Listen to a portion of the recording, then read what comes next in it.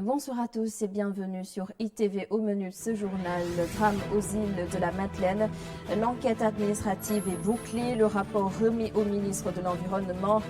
Invité du jury du dimanche, Abdou Karim Sall va étudier le rapport avant de le transmettre au chef de l'État Macky Sall. Kolda commence à afficher un sourire, la malnutrition recule dans la région. Les acteurs ont compris qu'il fallait une symphonie des actions. Ils ont mis en avant des productions comme le maïs et le haricot, sans compter les belles récoltes attendues cette année. Le point dans ce journal avec notre correspondant sur place, du Diata. Les rapports entre voisins, on en parle suite au drame survenu à Touba ce samedi. Une dame poignardée à mort par son colocataire. Des Sénégalais interrogés dénoncent l'absence de solidarité entre voisins ou colocataires. Le développement, c'est dans un instant. Bienvenue à tous.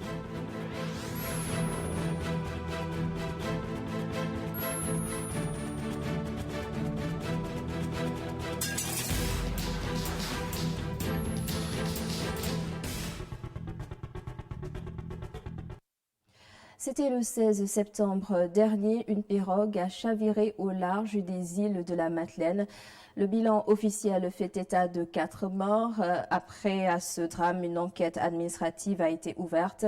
Un peu plus de, ou bientôt 2 mois après ce drame, l'enquête est bouclée. Le rapport final remis au ministre de l'Environnement.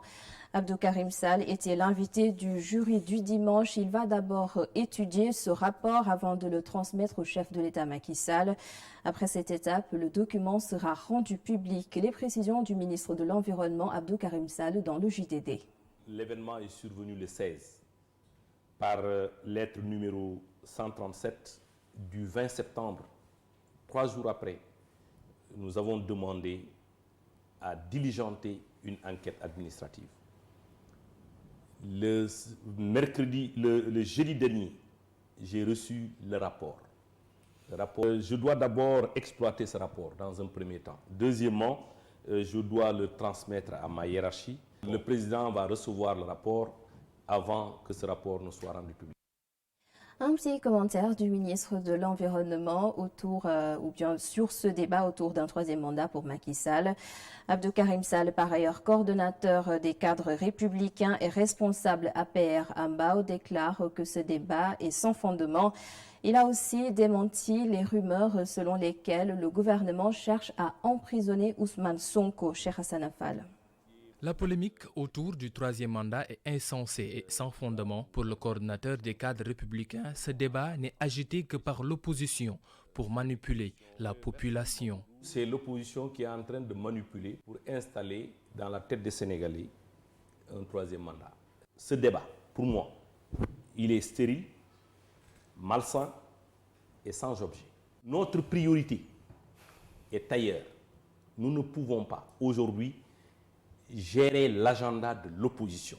Le débat du mandat est un débat insensé et je ne reviens pas là-dessus. Quel que soit le bord. À la question de savoir s'il y aurait un projet fomenté en secret pour mettre Ousmane Sonko derrière les barreaux, le ministre répond par la négative. Je ne suis pas au courant de ces projets. C'est un sujet qui est agité par Ousmane Sonko qui nous a habitués à des sujets qui n'intéressent pas les Sénégalais. Ousmane nous a habitués à des contre-vérités. Je pense que Mamoudou, ces questions-là, pour moi, c'est des questions de l'opposition. Invité par Mahmoud Ibra Kane dans le jury du dimanche, le ministre de l'Environnement n'a pas oublié de vanter la politique environnementale du chef de l'État, mise en œuvre avec le PSE vert. Le journaliste sénégalais Matar Sylla, PDG de Label TV, vient d'être distingué sacré meilleur manager homme de l'année 2019. L'ancien directeur général de la RTS a été choisi par l'African Leadership Awards édition 2019. Une dame a été tuée hier à Touba par un de ses colocataires. Les conflits entre voisins ou colocs sont très fréquents et parfois cela vire au drame comme ce qui s'est passé à Touba ce samedi. ITV pose le débat auprès des populations et vous allez le voir, beaucoup ont dénoncé l'absence de solidarité entre les voisins. Abdourahmane Li. Après le règlement du coût du loyer, une fois logés, les locataires font face à un autre problème. Leurs relations avec les colocataires. Des relations parfois tendues Un fait que cette partie de la population ne nie pas, bien au contraire. C'est dû au fait que chacun vient de son côté, ils habitent ensemble, mais c'est l'habitation qui les lie, pas autre chose. Donc chacun se méfie de l'autre. C'est ce qui fait qu'en général, souvent il y a quelques difficultés. Et qu'est-ce qui explique ces relations tendues? Mambay est locataire depuis 20 ans à la zone B, un quartier de Dakar. Il revient sur son vécu.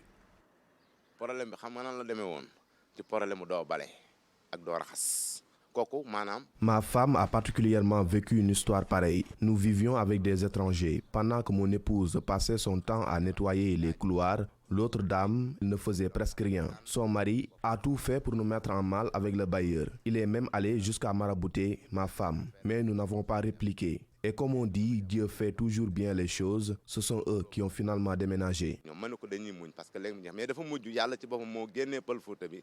Mamindjaï lui emboîte le pas. Elle raconte l'histoire de sa lingère qui en a payé les frais. En fait, comme elle vivait seule, elle venait de la sous-région, elle vivait seule. Bon, il y avait ses voisins, un enfant de 5 ans qu'il a fréquenté souvent. Quand elle descendait, il lui donnait soit des bonbons ou des pièces. Il est arrivé un moment où l'enfant est tombé malade, bon, avec la fièvre. Il délirait, il disait tout le temps, mère, comment on va dire le nom? Laisse-moi tranquille, laisse-moi tranquille. Donc les parents n'ont pas, je sais pas, jugé nécessaire d'aller voir le médecin et ils ont commencé à lui créer des problèmes, soit disant que c'est elle qui était la fautive. Nos interlocuteurs ont appelé les populations à un retour aux sources pour en vivre ensemble, loin des conflits. Merci Abdourahmane. La malnutrition au Fouladou est restée pendant très longtemps une préoccupation majeure pour les services de l'État. Mais aujourd'hui, le recul est visible sur le terrain grâce notamment aux efforts des acteurs. Des productions telles que le maïs et le haricot ont été mises en avant, sans compter les récoltes prometteuses en vue. La correspondance de Seydou Diatta. Les premières récoltes déjà disponibles, les risques d'insécurité alimentaire ôtés de la liste des probabilités, le Fouladou célèbre la journée dédiée à l'alimentation en double malgré le léger décalage noté pour l'édition 2019. Un succès né de la conjugaison des efforts entre les acteurs. Avant le démarrage de la campagne agricole 2019-2020, actuellement en cours, nos services techniques ont eu à faire un renforcement de capacité et une formation sur les itinéraires techniques et les aspects liés à la conduite des cultures, des grandes cultures et des cultures maraîchères. Ce partenariat a permis d'emblaver au niveau de la région de Kolda 200 hectares de maïs Obatampa et 200 hectares de Niébé Melach. Mais malgré ces avancées qui ont été notées, à travers cette rupture que Pink a apportée dans le vécu de nos populations, par l'amélioration des statuts nutritionnels, quand même il faut avoir l'honnêteté de reconnaître que dans des régions comme la nôtre, la région de Kolda, le problème demeure toujours prégnant. Cette année, le début de l'hivernage assez particulier a amené les communautés à miser sur les spéculations telles le maïs et le haricot communément appelé niébé. Une bonne orientation selon les nutritionnistes. Tous les nutritionnistes sont d'accord pour dire que c'est une spéculation qui est extrêmement intéressante sur le plan de la nutrition. En matière de sécurité alimentaire, le maïs Obatampa constitue une référence parmi toutes les spéculations que nous conduisons au niveau de l'agriculture du Sénégal. Et c'est dans ce cadre qu'on a mis en place la politique nationale de développement de la nutrition pour la période 2015-2025. Et l'objectif poursuivi, c'est d'assurer à tout le monde un état nutritionnel satisfaisant, particulièrement pour les enfants âgés de moins de 5 ans, pour les femmes en âge de procréer, mais également pour les adolescents. La commune de Tankanto Escale a été choisie pour célébrer la dite journée, mais aussi célébrer la baisse du taux de malnutrition noté dans la contrée. Nous restons à Kolda pour parler de la prochaine campagne agricole. Le directeur général de la Sonacos assure que les fonds seront disponibles bien avant le démarrage de la campagne. Modou Diagne Fada était en mission de prospection à Kolda dans le cadre de la mise en place d'un centre de réception intermédiaire, le CRI. Ces propos sont recueillis par Seydou Diatta.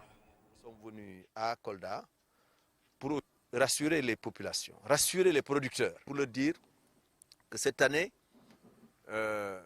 l'État, à travers ses démembrements, ont pris les devants.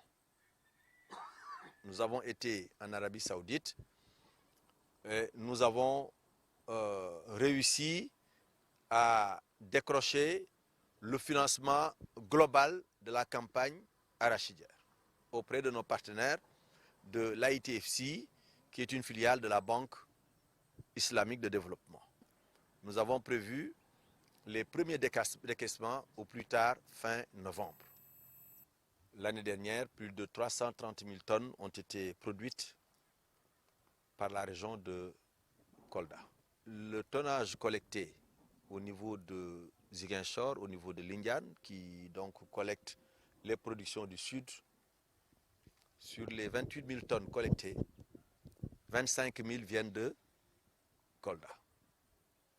Donc les chiffres sont assez parlants. Et ce sont ces chiffres-là qui nous ont guidés aujourd'hui à Kolda pour dire que la Sonacos doit s'installer à Kolda. Donc nous sommes venus pour prospecter le site qui doit abriter le centre de réception intermédiaire de Kolda. L'air du temps de ce dimanche, au menu des discussions, d'abord la situation au Mali.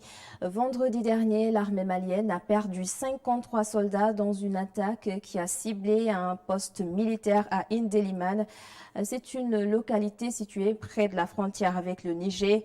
Il y a aussi le Burkina Faso qui bascule de plus en plus vers une instabilité à cause notamment de la présence des groupes armés. Synthèse de l'émission L'air du temps avec Omar Khan. Pour le fondateur du think tank Wati, Giliabi, ces violences notées dans la région ne sont pas toutes originaires du djihadisme.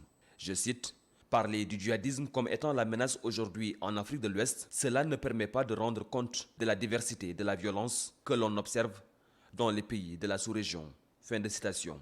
Selon lui, même si l'on assiste à des violences de type terroriste, il est difficile de les qualifier de djihadisme. Selon Giliabi, on a dans la région des groupes armés qui ne sont pas des djihadistes, mais qui commettent d'énormes violences. Certains de ces groupes armés font des actes de violence et se réclament du djihadisme sans que l'on puisse connaître la réalité de leur agenda. Et souvent, l'agenda des leaders de ces groupes est différent de celui des combattants, précise Giliabi. Son co-débatteur Cheikh Gueye est du même avis. Secrétaire permanent du rapport alternatif sur l'Afrique, RAZA, Cheikh Gueye pense que les causes des violences en Afrique de l'Ouest ont des origines diverses. Pour lui, ce n'est pas uniquement le djihadisme islamique qui justifie la violence des groupes armés présents dans la région. Je cite, « Les facteurs sont divers. Il ne s'agit pas, comme on a tendance à le penser, strictement d'un djihadisme islamique. À mon avis, ces violences viennent s'implanter sur des conflits qui étaient là et qui étaient parfois latentes, parfois violentes. » Fin de citation, croit savoir le secrétaire permanent du RAZA. Cheikh Gueye et Giliabi étaient les invités de l'Air du temps avec Alassane Sambo Diop ce dimanche.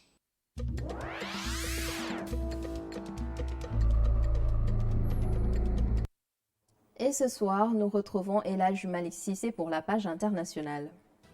En Guinée-Bissau, le bras de fer se poursuit. Une délégation de haut niveau de la CEDEAO est sur place pour tenter de désamorcer la crise. Le pays a aujourd'hui 2 gouvernements, mais l'organisation ouest-africaine entend faire respecter sa feuille de route. Le pays a désormais 2 gouvernements, celui d'Aristide Gomez, limogé en début de semaine par le président, mais soutenu par la communauté internationale, et celui de Faustino Imbali, nommé jeudi par le chef de l'État. Pour la CEDEAO, cette décision prise par le président José Mario Vaz est illégale. En effet, des sources au sein de la CEDEAO sont très claires. Les règles du jeu définies lors du sommet de l'organisation en juin doivent être suivies, sinon il y aura des sanctions.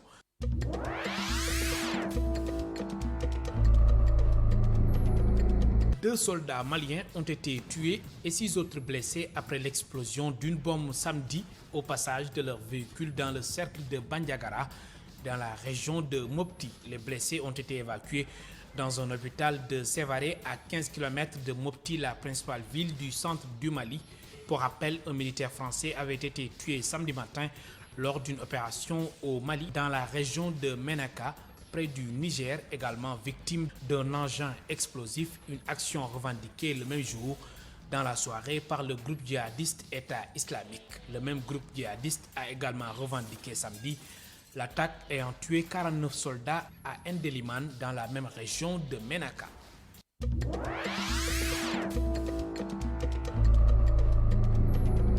En Algérie, les noms de 5 candidats à l'élection présidentielle du 12 décembre ont été dévoilés samedi par l'autorité de contrôle des élections.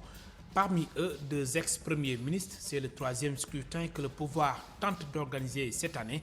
Au total, 23 candidats avaient déposé leur dossier. Le président de l'autorité de contrôle des élections, Mohamed Chorfi, a annoncé samedi 2 novembre le nom des 5 candidats retenus à l'élection présidentielle algérienne du 12 décembre. Il s'agit des anciens premiers ministres Abdelmajid Tebboune et Ali Benflis, de l'ancien ministre de la Culture Azzedine Mihoubi, de l'ancien ministre du Tourisme Abdelkader Bengrina et d'Abdelaziz Belaïd, président du parti du Front El Moustakbal.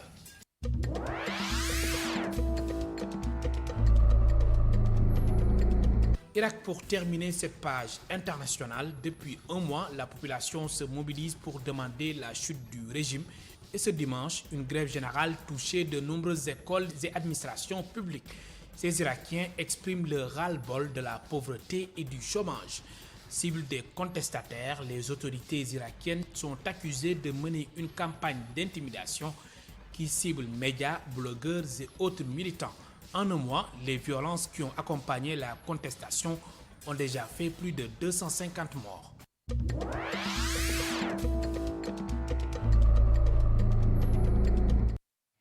Merci beaucoup Elhadj Malick Cissé pour toutes ces actualités internationales. C'est la fin de ce journal.